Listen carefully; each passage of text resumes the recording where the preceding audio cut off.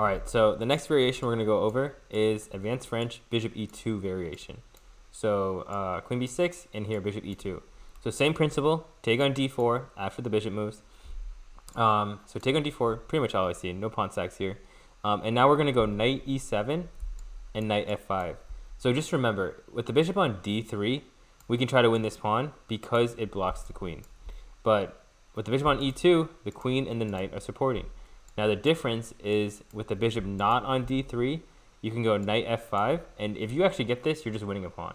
And this will happen. You will just win a pawn. I've seen it with my students. Like if Knight C3, we would probably take this way, take, and then remember, we're up material, so we were down to trade. So trade the queens. So generally what happens in this position are people like, oh my god, I got to defend this, so they go bishop E3. Now, we will take this eventually, but just know, whenever this bishop moves, B2 is hanging.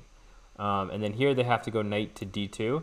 And then what you want to remember here is castle as soon as possible. Don't get the queen stuck here. They have some development. You probably go bishop E7 first.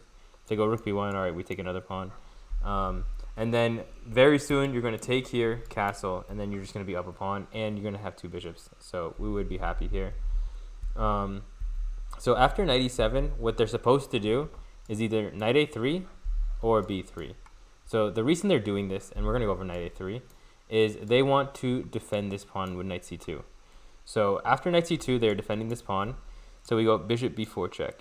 Now, if they take here, we go queen takes check, and basically we're going to win D4 or we're going to win B2. Bishop D2, we take on B2.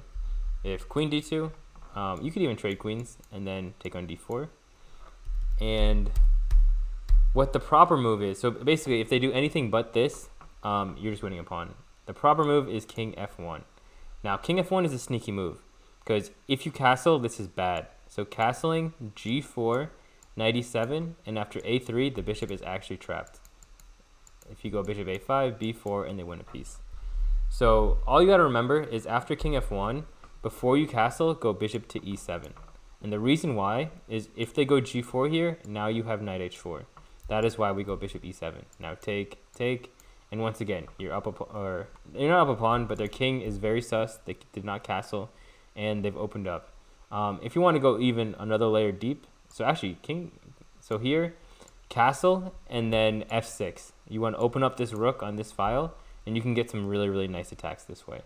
So that's what you want to do if they go king F1.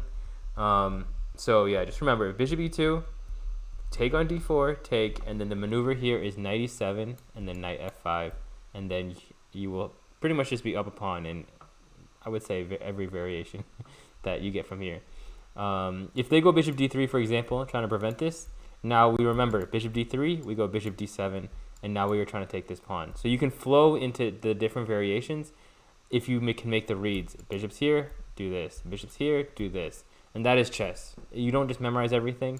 You understand why things happen, and then you can make decisions based off what you see over the board.